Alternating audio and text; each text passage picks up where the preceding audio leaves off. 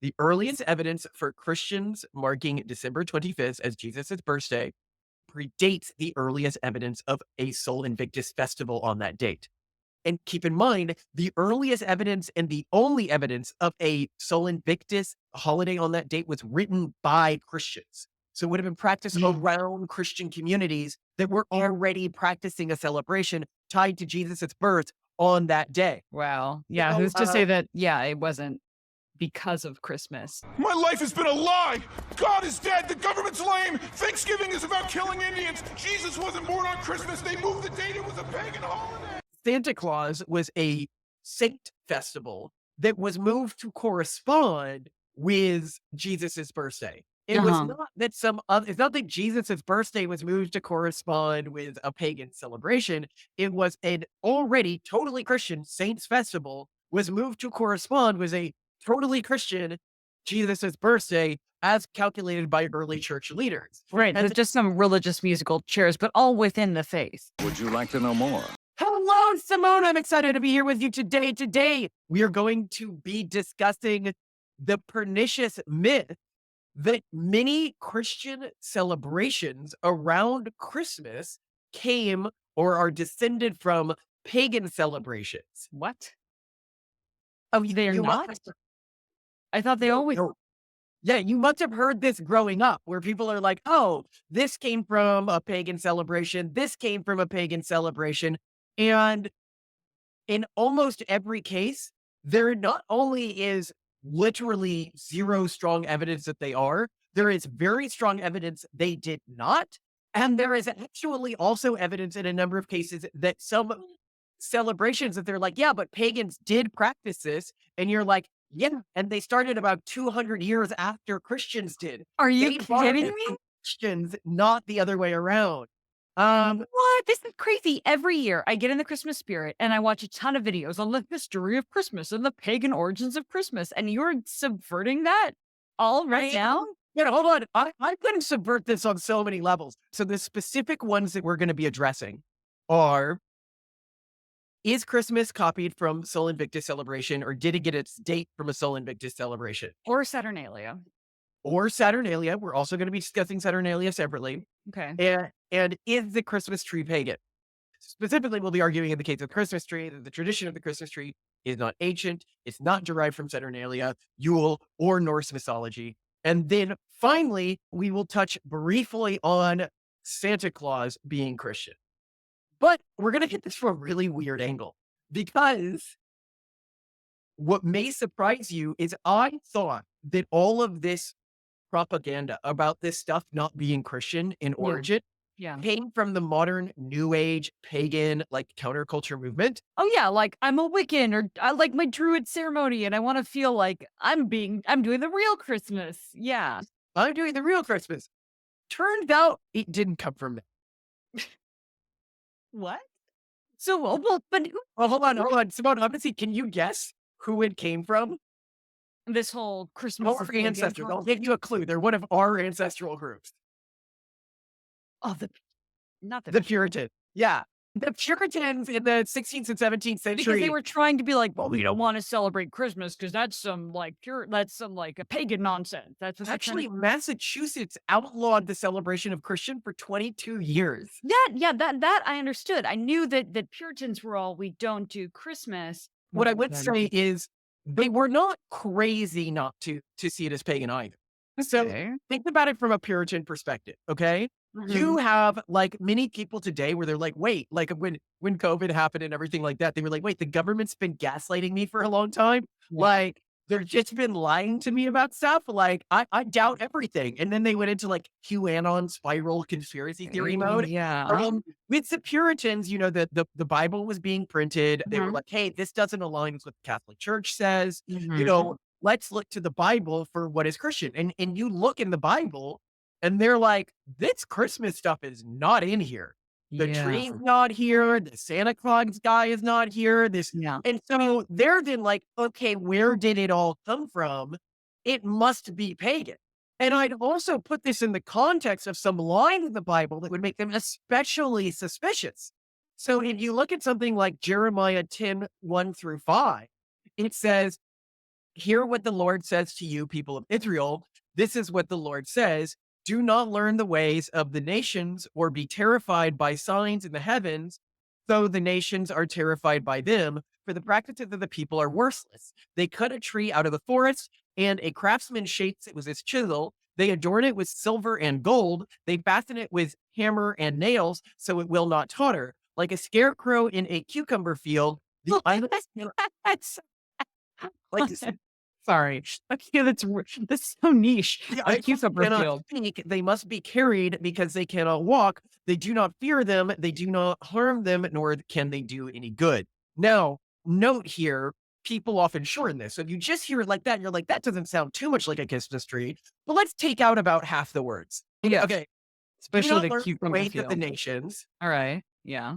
For the practices of the people are worthless. They cut a tree out of the forest. They adorn it with silver and gold. And then people are like, that sounds like a Christmas tree. Yeah. Okay. But if That's you hear context, you're like, okay, clearly this isn't a Christmas tree. They're talking about the creation of idols that people used to assign special powers to. Nobody really assigns powers to a Christmas tree. Like nobody thinks like the Christmas tree is generating the presents. So largely what we're going to find in this explanation as I go through things is that every one of these practices around Christmas is something that likely developed after the time of Christ, but within Christian communities without much external pagan influence. And where it does look like there's pagan influence, that's just a convergent adoption of an important time, i.e., the winter solstice. There would be a reason for pagans to have celebrations around the winter solstice, and there would be a separate reason for Christians to have celebrations around the winter solstice. Yeah. But let's go into this, all right? Anything you want to get into before I go further? No, I'm intrigued. Because you'd always heard and you believe that this is pagan stuff because it Yeah. makes sense. It like looks pagan, right? Yeah. Like, Yep. I know. all right. But it's all sort of, nature and darkness and bringing light. And there's nothing inherently about Jesus being born in there. So seems Right. intuitive. The argument that Christians chose to celebrate Christmas on December 25th to compete with or co-opt the popular pagan festival of Sol Invictus is not supported by strong evidence. Sol Invictus was a relatively minor deity until the 3rd century CE. Unlike major Roman deities like Jupiter or Apollo, Sol Invictus lacked the widespread recognition and dedicated cultic practices that would usually accompany a popular deity. This lack of widespread importance calls into question the theory that Christians felt particularly threatened by Sol Invictus. December 25th was not a long-standing or particularly important festival day for Sol Invictus.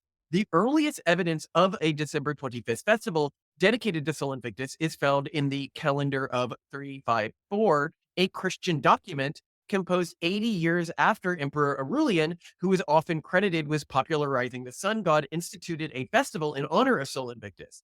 The calendar of 354 is also our only source mentioning December 25th as the birthday of Sol Invictus. The problem here being is that the calendar of 355 also mentions two other Sol Invictus festivals that were likely, given the evidence we have, more important than the December 25th festival.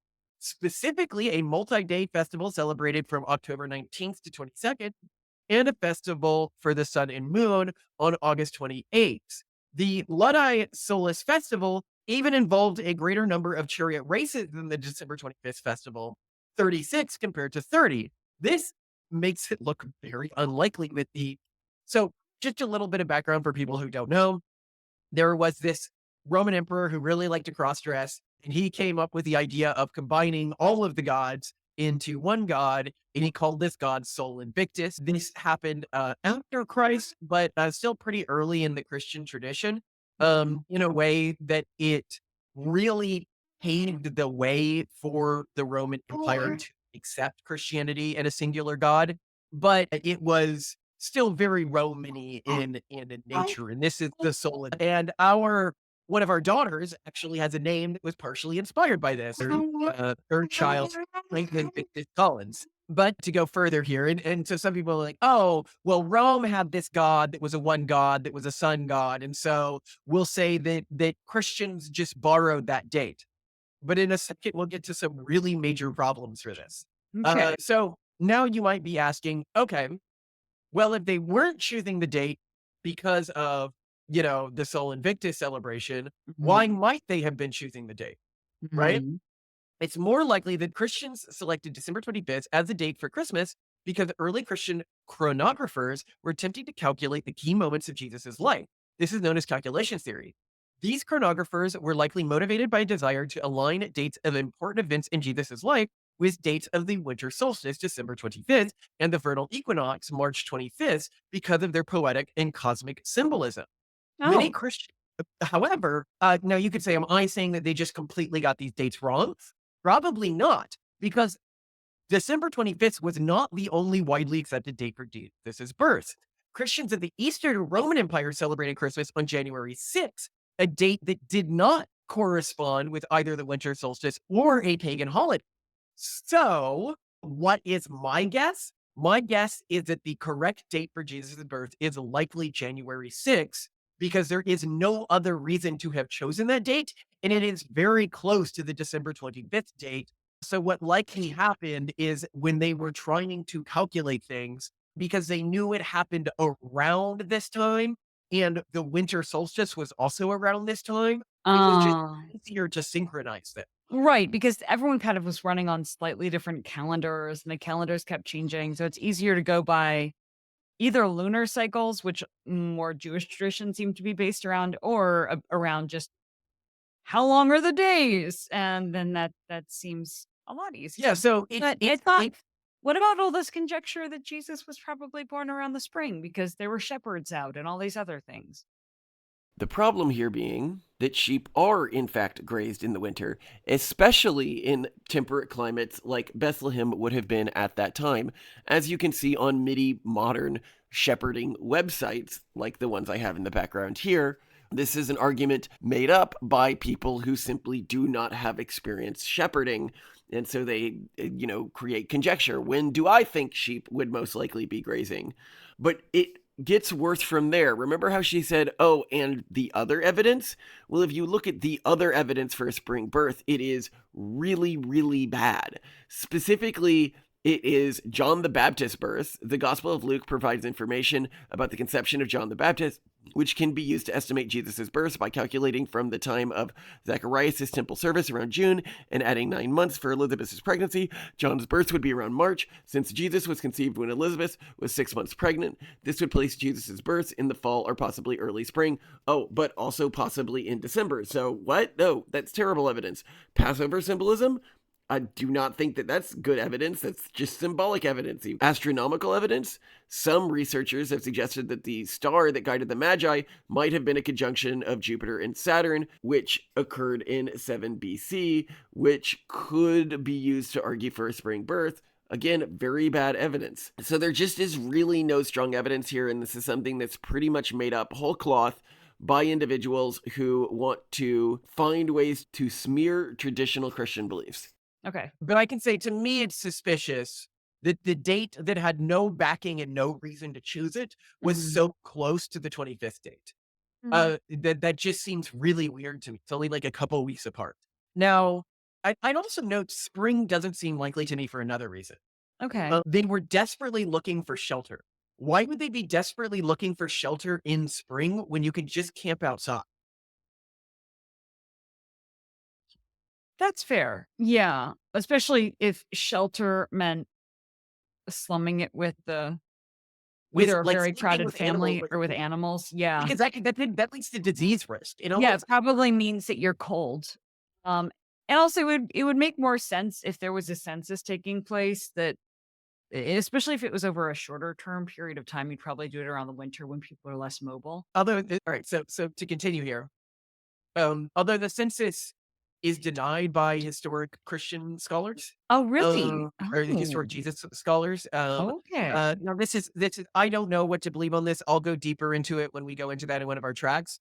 I would need to see what the Bible actually says. I need to see the different ways it could be interpreted. Mhm. I need to see where they're getting things wrong. But generally, I find that the Bible seems to be more logical than I thought it was every time I go back and read it, which is like the core thing of our reading of the Bible stuff. This is another one of those times where I decided to check the Bible to see if the Bible said the crazy thing that everyone believes that the Bible says, or it says something else. And surprise, surprise, the Bible says something else. The only book in the entire Bible that is even purported to argue that there was a census that required people to return to their ancestral homes is Luke. The problem is Luke doesn't actually say that. What Luke does say is, and everyone went to their own town to register, so Joseph also went up from the town of Nazareth in Galilee to Judea to Bethlehem to the town of David, because he belonged to the house and line of David. It doesn't state that they had to go to their ancestral homes.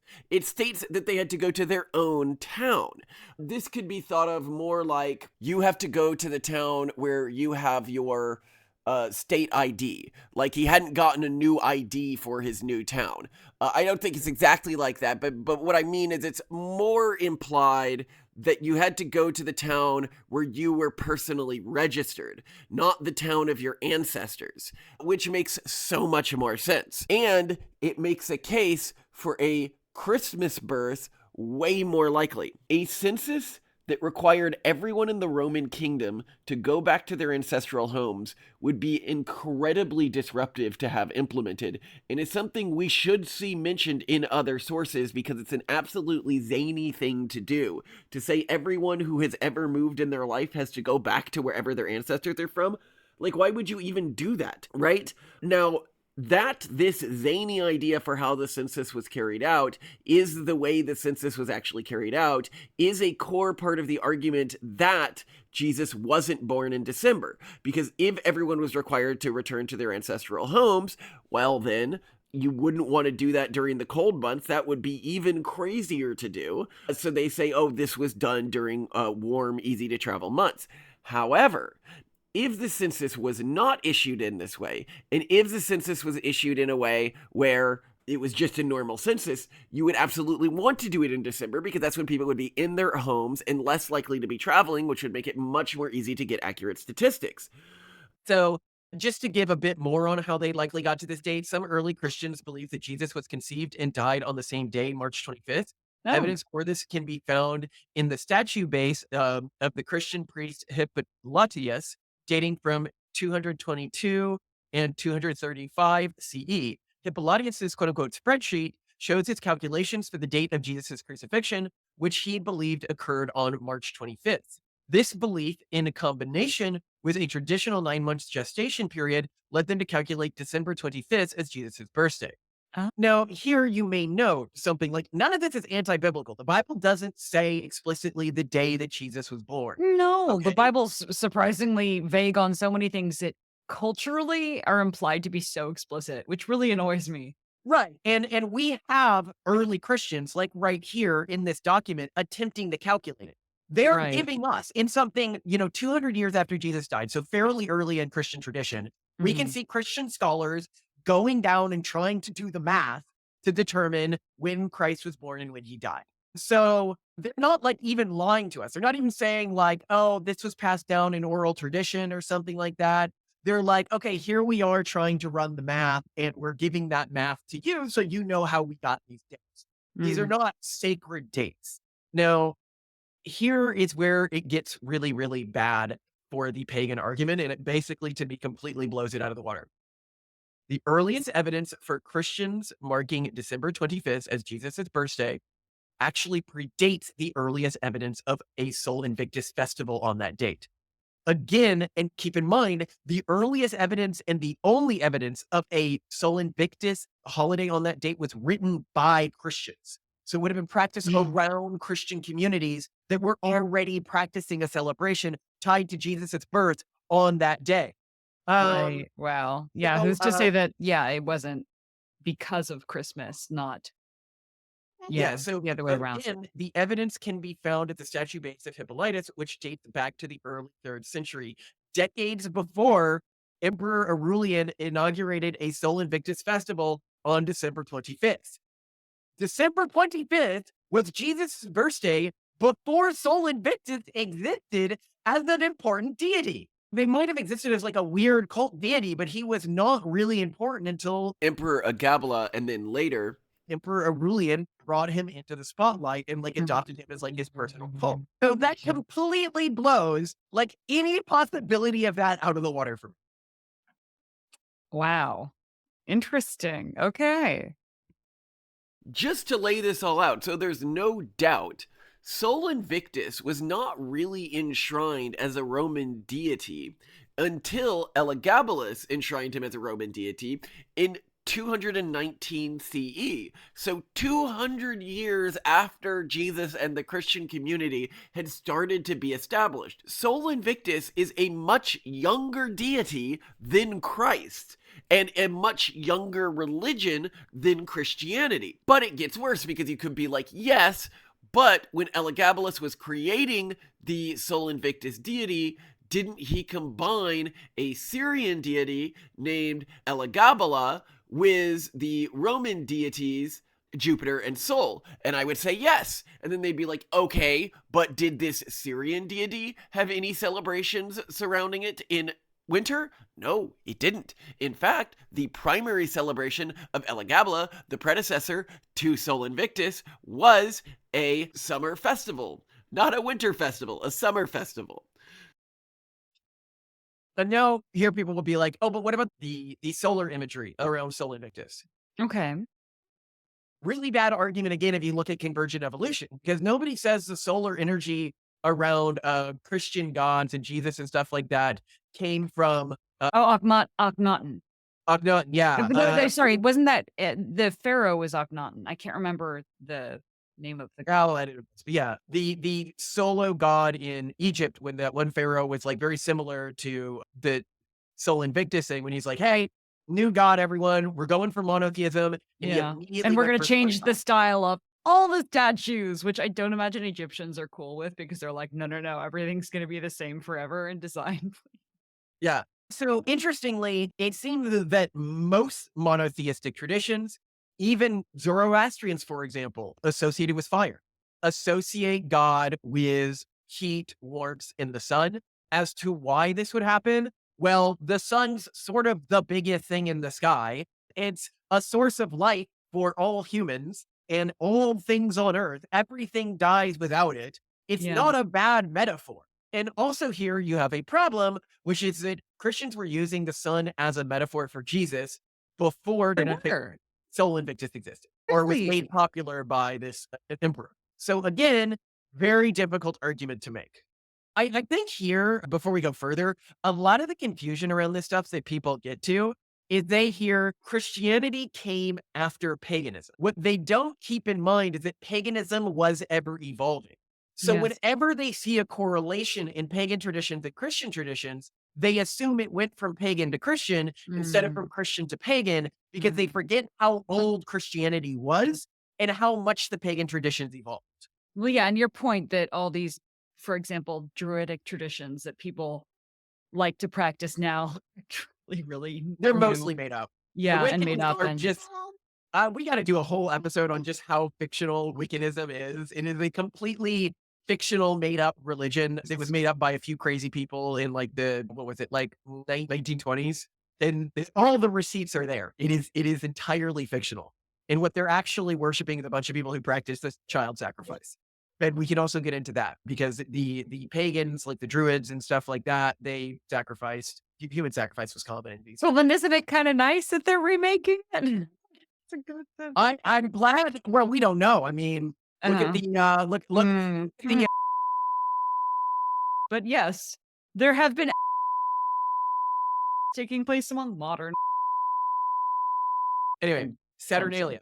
Yes, Saturnalia. Saturnalia, the Roman festival of the god Saturn, took place between December 17th and 23rd. The exact lengths of the festival varied throughout its history. So, first of all, it was not on December 25th. So, okay. Saturnalia was known for its characteristic feasting, gambling, drinking, and perhaps most notably, the role reversal between slaves and their owners. Yes. This role reversal involved enslaved people dining with their owners, being waited on by them, and even being allowed to speak freely to them without fear of punishment. The origins of Saturnalia are unknown, but some Romans believed it harkened back to a mythological golden age when Saturn ruled Italy and slavery was non-existent. Roman authors such as Justin and Marcovius describe this period as a time of great equality, where social hierarchies did not exist. Historians have proposed that Saturnalia may have ironically served to reinforce the institution of slavery rather than challenge it by offering a temporary and controlled outlet for social tension. Saturnalia may have helped to maintain the existing power structure of Roman society. There is no evidence that the Romans decorated evergreen branches or trees as part of their Saturnalia celebrations. This argument is based on a lack of evidence. No Roman sources make any mention of such decorations in the context of Saturnalia. This counts state on the popular claim. Blah, blah, blah, blah. Now, like, basically, there is literally no evidence, no suggestion of evidence that Saturnalia in any way was influential in why Christians chose this date for the Christmas celebrations. And the celebrations themselves are almost completely unrelated to each other in form, in structure, in practice, and they're not even on the same dates. It's reaching in the extreme. Wow. Ugh. Yeah, that's they make it seem so close, but yeah, okay, wow. Like maybe there was like a gift exchange celebration, or maybe there was none of that stuff. Wow. And not the same days. So yeah, it's just an incredibly weak. And I also note here that a lot of the research I've done for this, why I had added to it, came from a series of videos by Religion for Breakfast. I think one of the best religious YouTubers out there. Yeah. If you are interested in watching more of his videos, I would strongly recommend it. He's a great guy. I think we actually had planned on doing like a collab project with him at one point until he maybe looked us up and found out how controversial we are. Because he's very non-controversial, very Townsend-y. But he's also very not pro-traditional Christian. So if you watch his videos, he is a historical Jesus type guy in terms Yeah. of like scholarship, which Yeah. means that if he is arguing for these things, he's not arguing for them to make Christianity look better. He's arguing for them because he believes them. He doesn't like, I just think that that's important to know. Like, this is coming from a source that would have every reason, if there was any lacking evidence, to say, yeah, the pagans did it first. And he doesn't. I love that. No. Any thoughts before I go further? No, keep going. This is so interesting. The very recent origins of the Christmas tree. The earliest evidence for decorating an evergreen tree for Christmas is found in the upper Rhine regions of Ascalon and Baden during the 14th century. Forestry regulations. You mean Alsace? Yeah, Alsace. I'm sorry, that was amazing. Okay, The carry on. forest regulations from this period and region, specifically from cities like Sunfen and Behem, indicate that peasants were collecting wood from evergreen forests around Christmas time. Okay. Now, here I would note, he actually goes into this a lot more in his video where he's going over this. Basically, you get these regulations where they're like complaining that peasants are going out and collecting trees around this time. Oh, these darn the peasant menace is at it again. Why are you collecting trees around Ah. Christmas? We need regulations. You're going to get fined if you go take trees. Classic. What the hell's that? A Christmas tree. A Christmas tree? Buddy dropped it down in the park. Yeah, that's great. So I also note here that this is in the 14th century. That so means that's- 1300s. Wow, that is That's early. 300 years after Christ, first of all, Yeah. right? So Yeah. clearly this is not tied to like the writing of the Bible or the time of Christ or anything like that. But this is also a solidly Christian region at that time. Yeah. There was not like a big lingering pagan population in these parts of the Rhine in the 14th century. This was a 100% Christian population. There was no pagan oral tradition in the background for them to be getting these ideas from. Right. Yeah. Their prior was just Christianity. For more color here, the Frisians, which were the last pagan tribe in the Rhine Delta, were converted to Christianity around 800 CE. So that means that this area had been 100% Christian for around 500 years when the Christmas tree entered the population. There was not a lingering pagan sentiment in this region, and there hadn't been for hundreds of years. And if this was a pagan tradition in the region, then why don't we see it practiced in any pagan writings or any mention of it? And why did they only start complaining about this in terms of the laws in the 14th century? That doesn't make sense. Well, yeah, and If since said, when did pagan traditions own all floral arrangements and tree arrangements? Like these are the decoration materials we have at hand. Why do pagans get to own anything that is organic in nature from a decorative standpoint? well, yeah, and keep in mind, they cut the trees down. Like they were not Yeah, this yeah. isn't like living. The trees died in the end, One of the things okay? I've heard about Christmas is you put a tree corpse in your house. This is not a pagan celebration, okay? It doesn't, there's just no, this is just insane to me. That anyone could argue this with this evidence on hand. But we'll get into Right. the development of it really quickly here. Okay. Direct evidence for a decorated Christmas tree appears in the 15th century, with the earliest reference dating back to 1419 in the city of Freiburg. Oh, A that's guild further of back bakers than I in Freiburg. thought. What? That's further back than I thought. Yeah, they reported a tree decorated with apples, wafers, gingerbread, and tinsel in a local hospital. This is Aw. the earliest documented instance of a decorated tree, though the German word used to describe it could also be used to describe a decorated pole.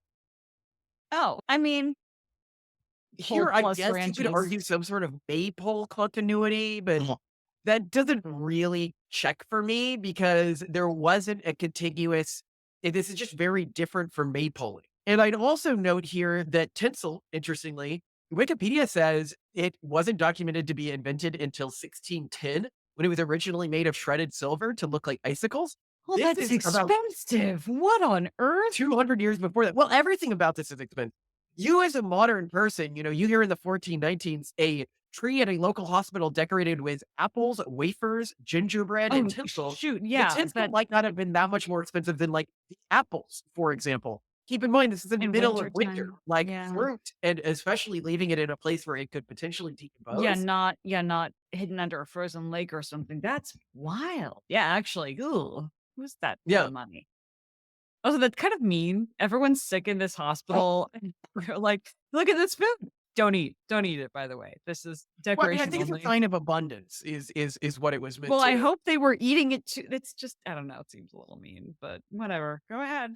Maybe So they Christmas felt trees too appeared to sick, gain too popularity with nauseated. decorations for public spaces, often sponsored by guilds, before becoming a tradition in private homes. Hmm. Evidence for this can be found in the records from Tallinn, Estonia, and Latvia, where Christmas trees were set up in public spaces and sponsored by merchant guilds. Private Christmas trees don't appear in the historical record until the 16th century. Wait, hold Again, on then. down- So, this whole issue of, for example, gay pride parades going too corporate, the gay pride parade brought to you by Bank of America. I mean, that is traditional. If the guilds were sponsoring Christmas trees, Well, I don't know, because keep in mind, the very first thing was about peasants taking these and putting them in their houses. We don't have any yeah. records. We just know that they needed laws to stop peasants from cutting down trees. Oh, to yeah. spread Okay. their- Okay. but- All right. But at least the tradition of things going corporate eventually is. Well, when they went corporate, they immediately started decorating them. And keep in mind that it was in the same region. And this is really important to note. If people are like, oh, this regulation around cutting down trees and putting it in your house, what evidence do you have that that's in any way tied to Christmas, right? Here's the problem. The first evidence we have of public Christmas trees happens in the exact same region 200 years later. So very likely that it was a related ceremony. Yeah. The Christmas tree spread in popularity from the Upper Rhine region to other parts of Europe and eventually made its way to the United States. This spread can be partially attributed to royal patronage, such as Queen Charlotte's decoration of Windsor Castle with a Christmas tree in 1800, and the publication of an image of Queen Victoria and Prince Albert with a Christmas tree in 1848. And as you point out, Prince Albert he was from Germany, right? Mhm. And so he brought this from his region to England. And then it spread from there because the queen, big trend sweater. So That's sort of that's what most people talk about when they talk about Christmas trees going mainstream, is when Queen Victoria and Prince Albert, who were the ultimate family influencers at the time, did it. They made it cool. now, where did the idea that Christmas trees had a pagan influence come from? Again, here, you're going to be like, no, obviously you can see where the Puritans got this from, but there's actually another source it came from, and it wasn't Wiccans.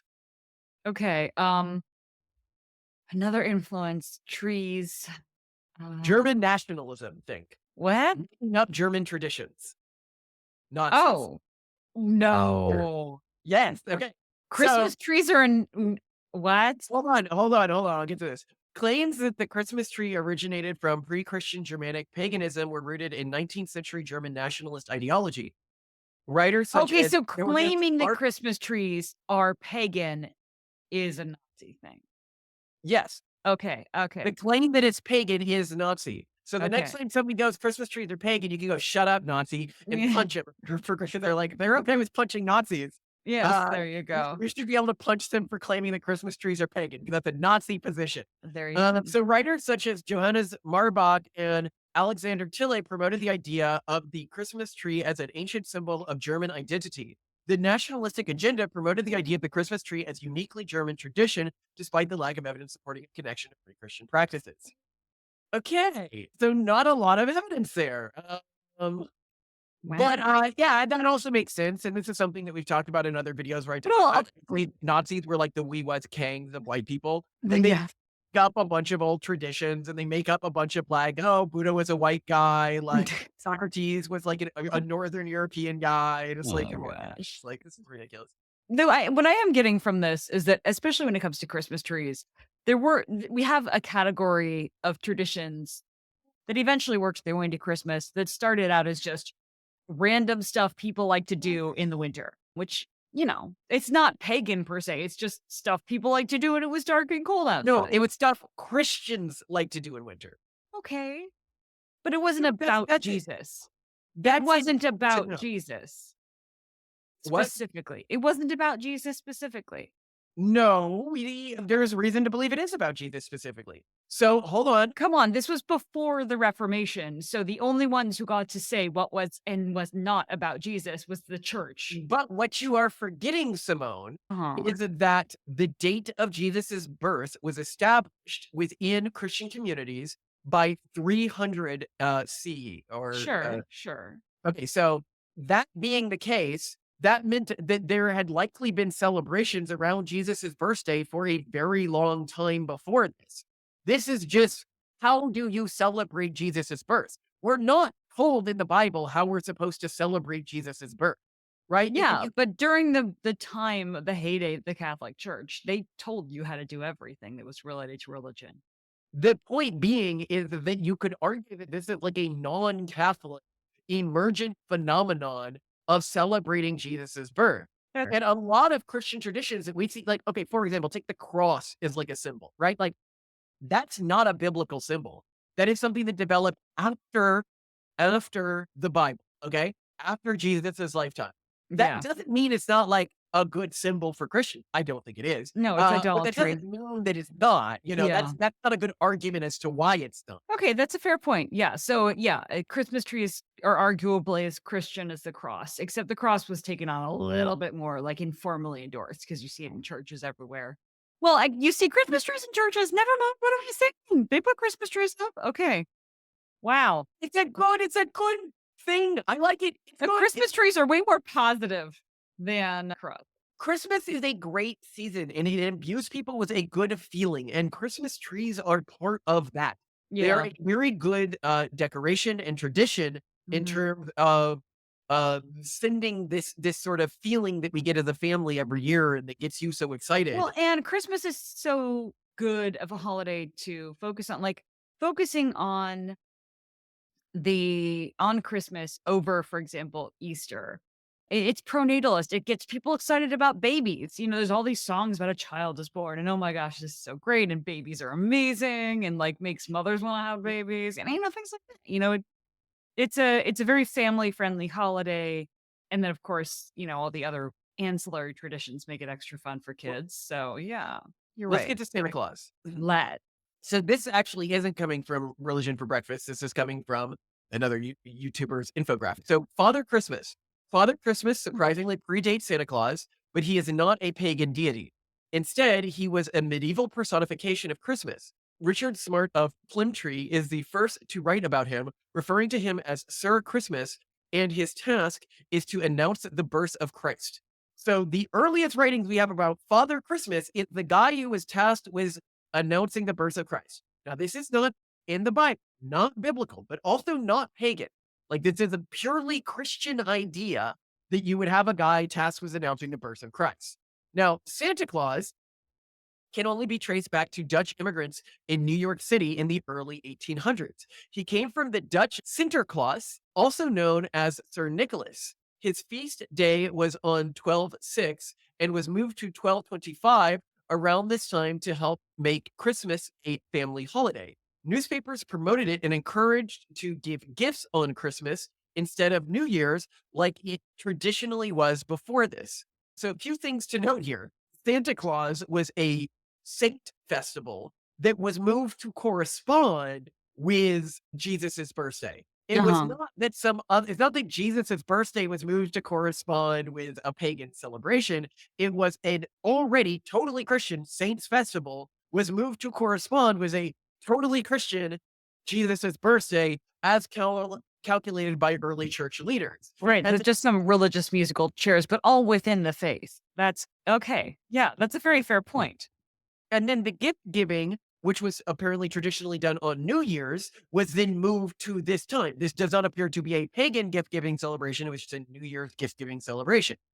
Sinterklaas was rebranded from a Catholic priest to look like a traditional Dutchman from this time period, which included a big red suit. Oh, so he's just like a stereotyped looking Dutchman from this time period. Like if he was like a Chinese immigrant from this time period, they would have given him like a really racist looking outfit, like big eyes or something. A so-called offensive mascot, my beloved character, Ching Chong Ding Dong. Ooh, I love tea. It's so good for you. You're so pretty, American girl. You come here, you kiss my tea, make all sweet. I don't need no sugar when you're around. Come on, my rickshaw, I give you a ride to Bangkok. Feel like, Yeah, that's some interesting. After this, Sinterklaas was exported around the world in different countries, added new spins. Stockings were also promoted around this time period and traced back to Clement C. Moore's A Visit from St. Nicholas. In 1927, in Finland, a radio broadcaster, Markus Raitio, morphed the old pagan deity Jalapukki into a Santa figure. Santa changed the Jaluppi figure, not the other way around. So essentially, the Jaluppi figure that they're saying Santa came from, no, what actually happened is in 1927, somebody was aware of this old figure and then wanted to make him more Santa-like, not Santa more Jaluppi-like. And that's where this confusion comes from.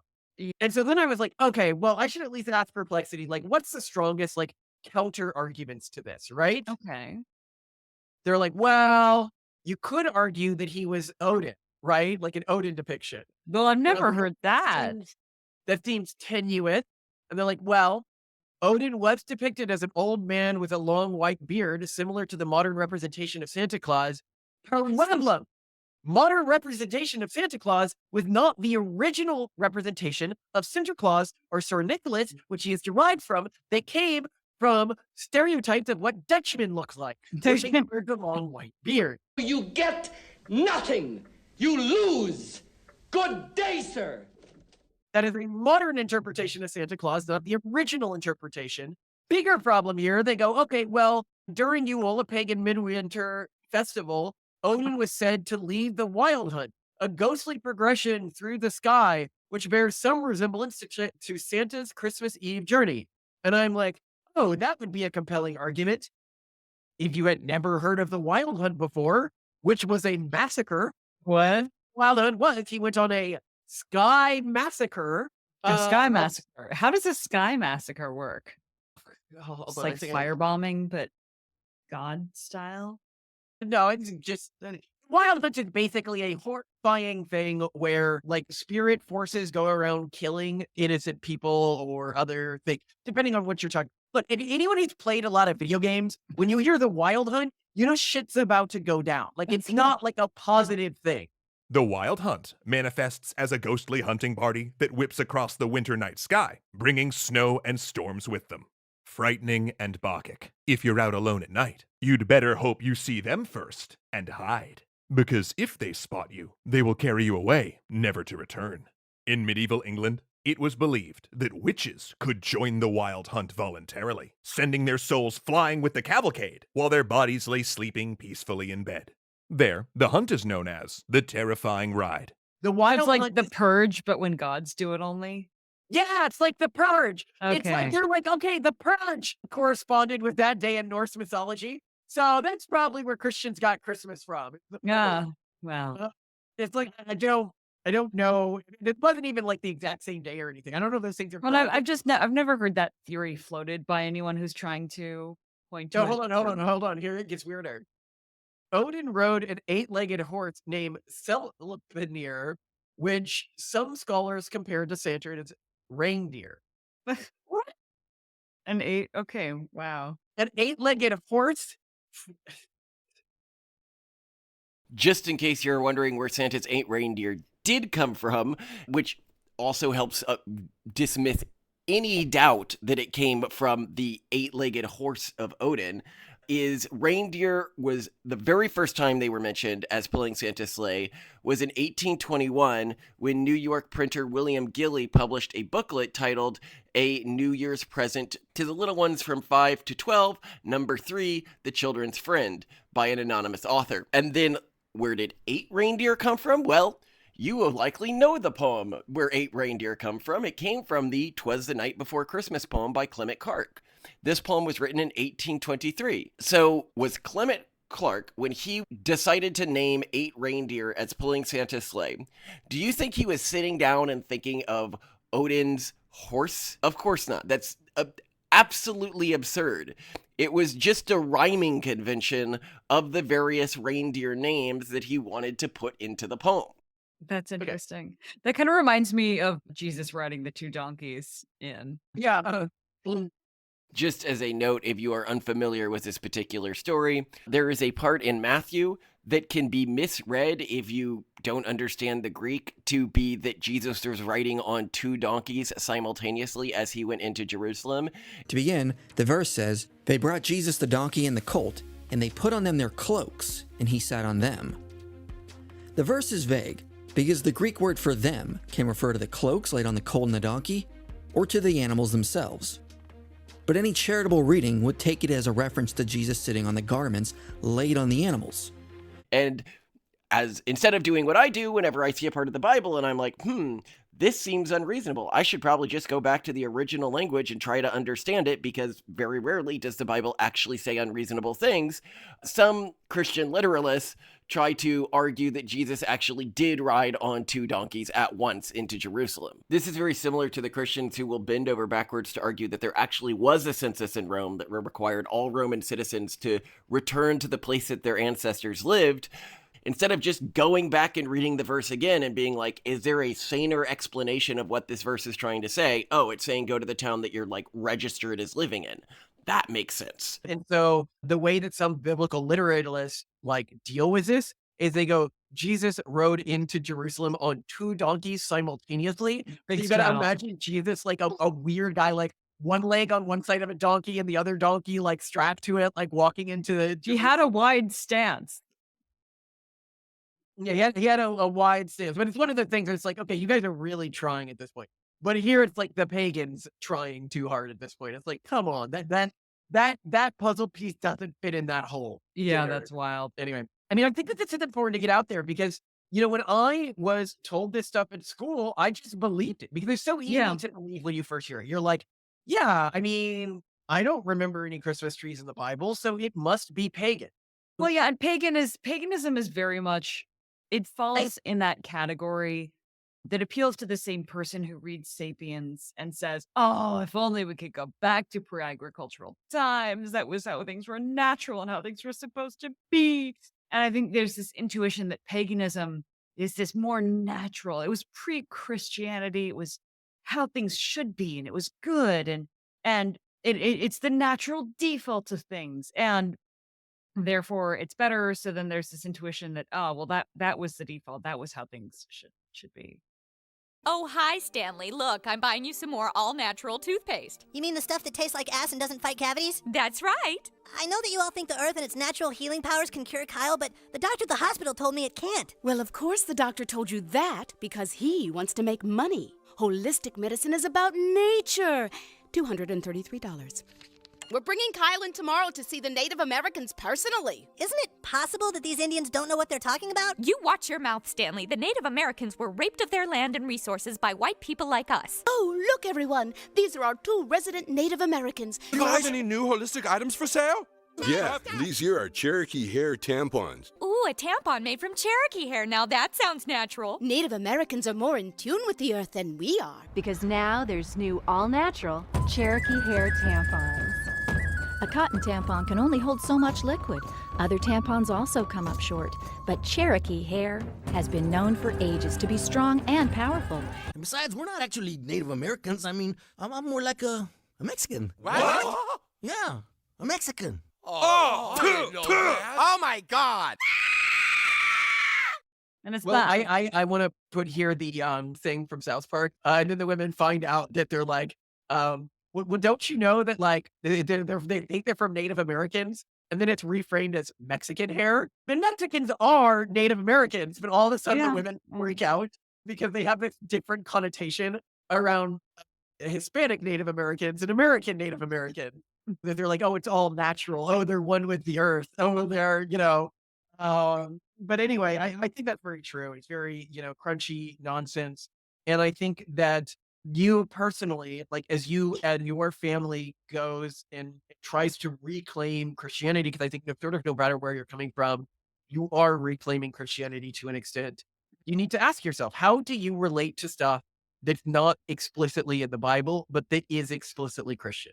Yeah. How do you handle that? How do you handle those celebrations with your kids? Does something like Christmas take away from focus on Christ? Does it have elements that could be argued to be idolatry? I mean, I don't think it's as clear as like using saints as intermittents or putting art in your, churches and stuff like that. To me, that's like a strict no-no. But like for me, a Christmas tree, because it is not an act of worship, it is a decoration.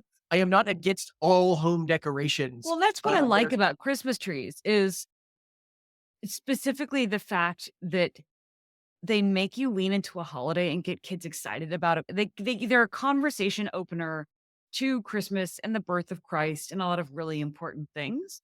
But you don't feel closer to God because you set up a Christmas tree. Whereas if you, I don't know, pray using like a cross or a rosary or something, you can be given this sense that you're closer to God. Like, cause I'm wearing my cross necklace or I'm looking at this cross and then think that and that's idolatry. That's idolatry. Yeah. But you're never going to, you're not tempted to do that. Or I don't feel like there's that risk with Christmas trees. There's that risk with saints and with idols and with crosses and with candles and rosaries, but there's not that risk with Christmas trees. So I think they are a wonderful decorative accessory that it's fun and adds flair. Very strict on idolatry people. Pro Christmas tree. Pro Christmas tree. And let's just say pro Christmas. I don't love it. Like I don't think it's as good as Future Day. I think it could teach them bad values, just like everyone gets presents, etc. Our kids aren't told that. Like, every night when they ask me for a spooky story, I tell them about Krampus. And it's you do? Oh, yeah, I do. That's why. Why do you think Octavian's constantly asking if he's on the naughty list, Malcolm?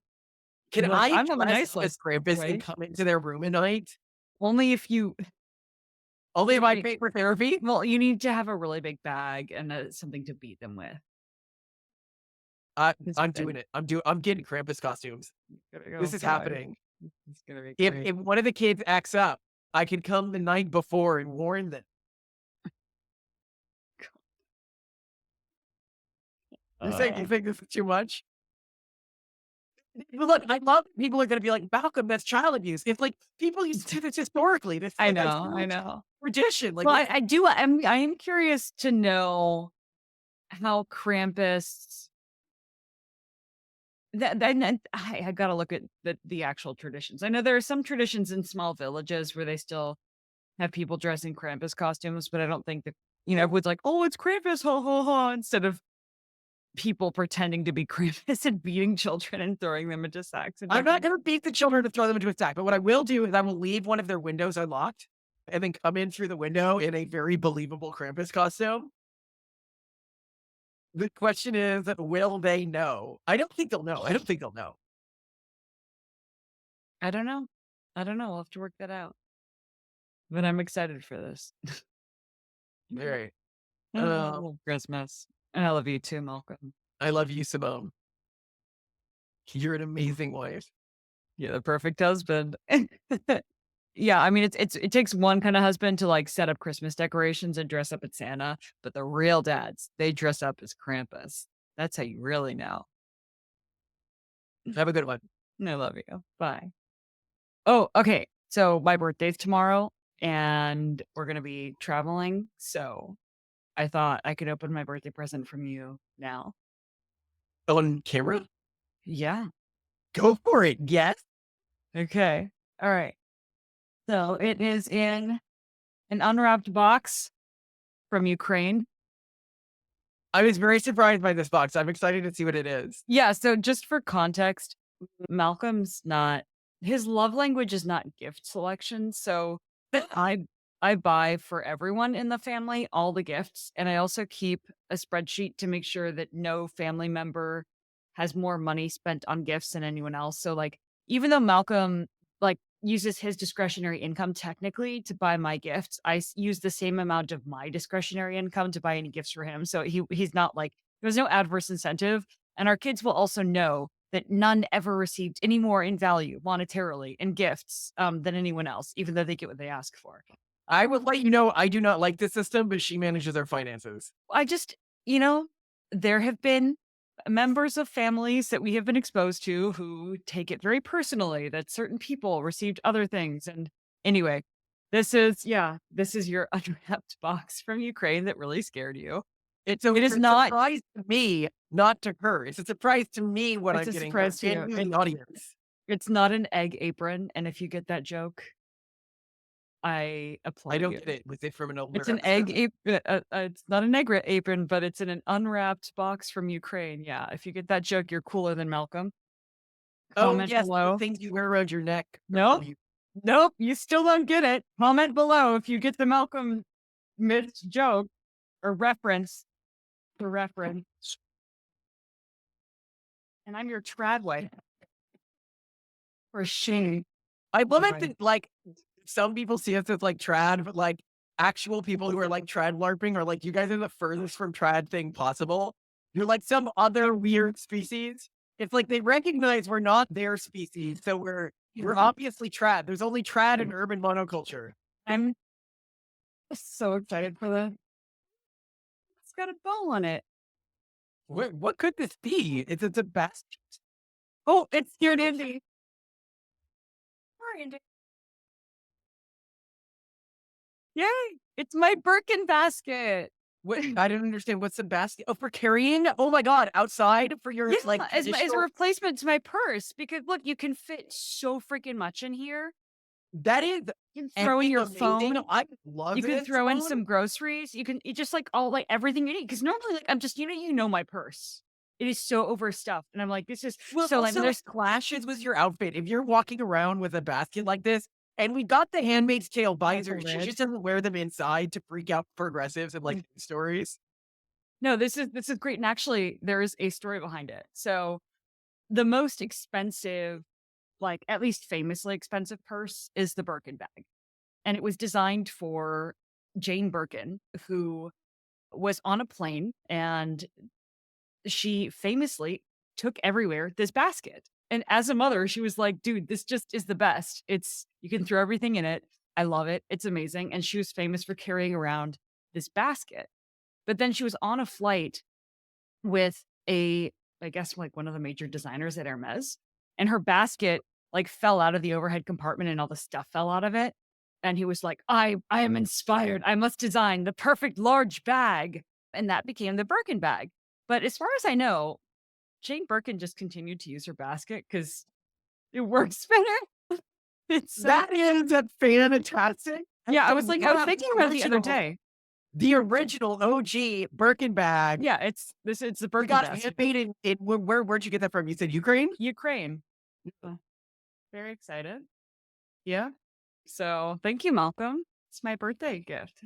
I think one day it'd be really fun if we build like a trad clothing line. I thought, well, if we do like a merch website, it should be actually probably on Etsy and actually stuff that we really like. Yeah, well, no, we'll be like Townsend's, but like edgy. Oh my gosh, Townsend's. Yes. Oh, Everybody likes a Townsend's. redirect If to you ran for Townsend's president, stores. easy win.